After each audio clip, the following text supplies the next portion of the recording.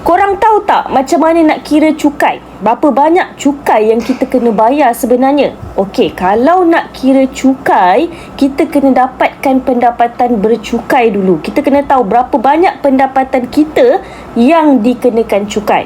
Okey, kalau nak kira pendapatan bercukai, kena guna formula ni.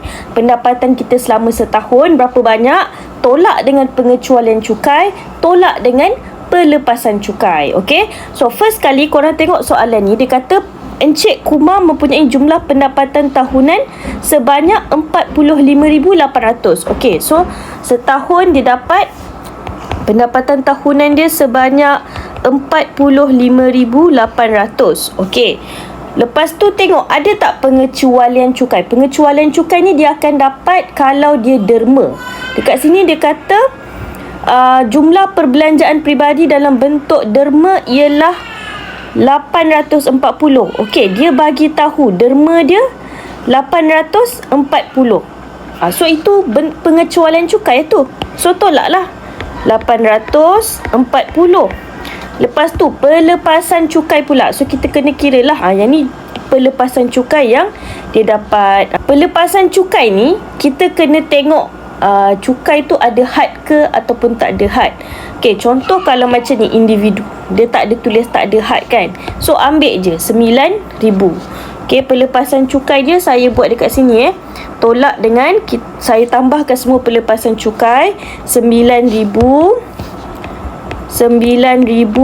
tambah dengan okey ni insurans hayat dan KWSP. Had dia 7,000. Okey, pelepasan cukai untuk Encik Kumar 6,400. Boleh tak ambil 6,400 ni sebagai pelepasan cukai? Yes, boleh, sebab dia kurang daripada had. Dia tak lebih daripada had yang ditetapkan. So kita boleh ambil lah 6,400. Okey, tambahlah dengan 6,400. Okey, lepas tu tambah lagi dengan iuran pengajian sendiri.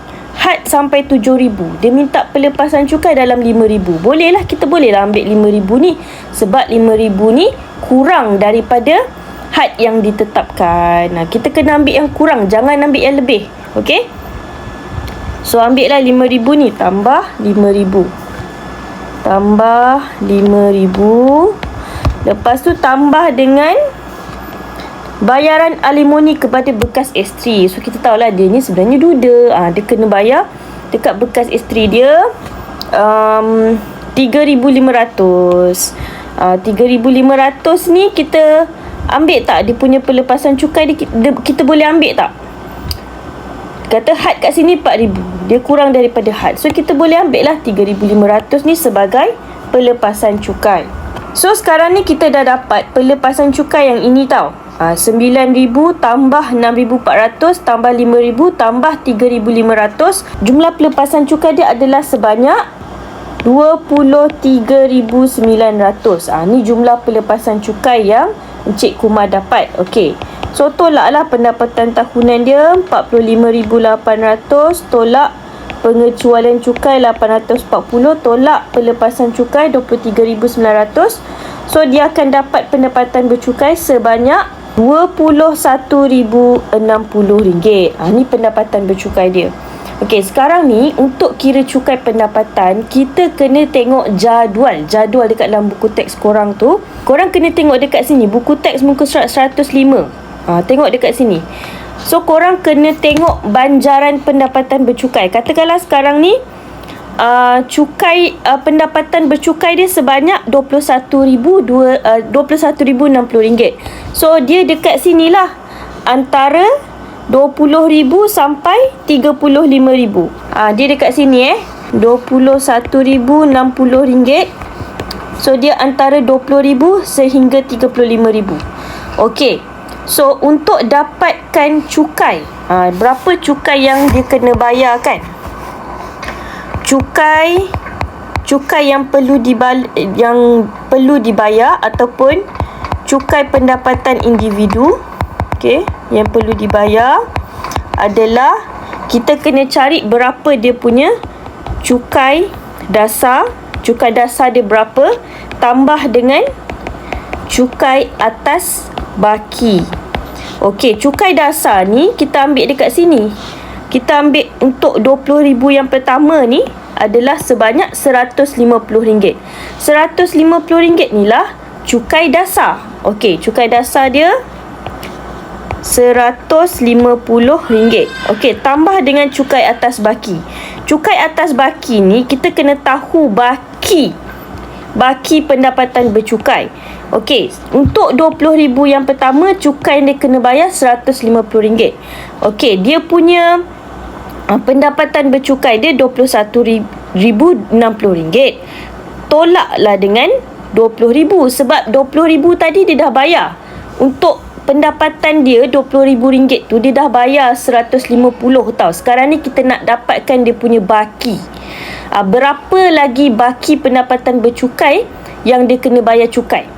Okey, sekarang ni RM21,060 ni kena tolak dengan RM20,000. Berapa baki yang tinggal? So, baki yang tinggal sebanyak RM1,060. Ini adalah baki. Okey, baki dia ni kalau kurang daripada RM15,000, kita kena ambil kadar dia. Kadar dia 3%. Tapi kalau baki dia, katakanlah baki dia RM15,000. Katakanlah kita tulis kat sini baki dia RM15,000. So, kalau baki RM15,000 terus kita boleh ambil jumlah dia ni. 450. Tapi kalau baki yang kita dapat tu, yang kita tolak tadi tu, baki dia kurang daripada RM15,000, means kita kena ambil kadar dia. Kadar dia sebanyak 3%. So, 3% tu kena darab dengan baki dia ni. Okey? 3% darab dengan baki dia berapa? 1,060. Darab dengan 1,060. Itulah cukai atas baki. Cukai atas baki dia sebanyak RM31.80. 3% tadi darab dengan baki dia 1,060 kan. So, cukai yang dikenakan ke atas baki pendapatan bercukai dia adalah sebanyak RM31.80.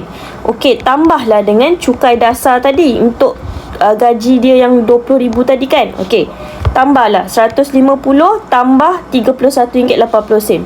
So, berapa total cukai yang dia kena bayar? Total cukai yang dia kena bayar adalah sebanyak RM181.80. Okey, tapi dia boleh kurangkan cukai dia tu kalau dia dapat rebat cukai. Okey, rebat cukai ni macam diskaun lah kan.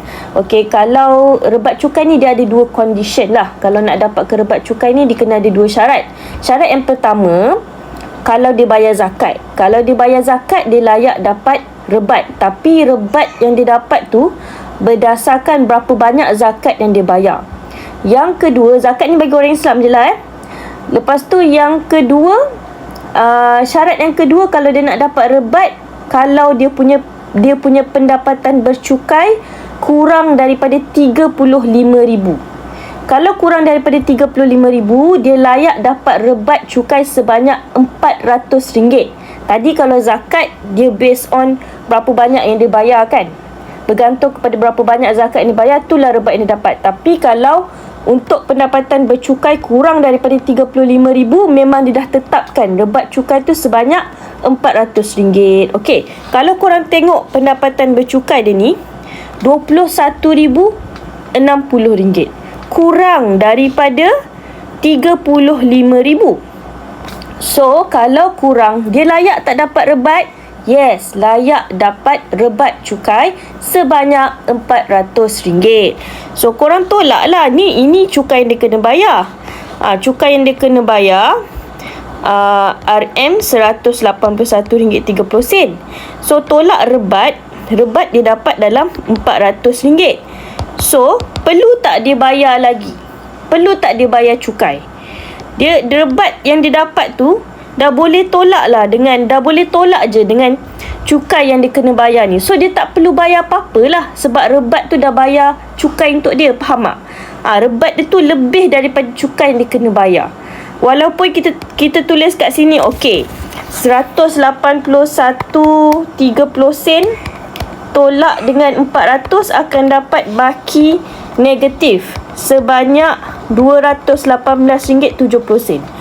Okey, walaupun kita dapat baki negatif ni, duit ni tak dapat kat kita balik. Walaupun kita dapat diskaun 400, duit ni tak dapat dekat kita balik. Okey, cumanya dekat sini kita nak bagi tahulah, kalau jawapan dia negatif, bermaksud kita tak perlu bayar cukai. Tapi duit ni kita tak dapat. Okey, kita tak perlu bayar cukai. Itu je cerita dia.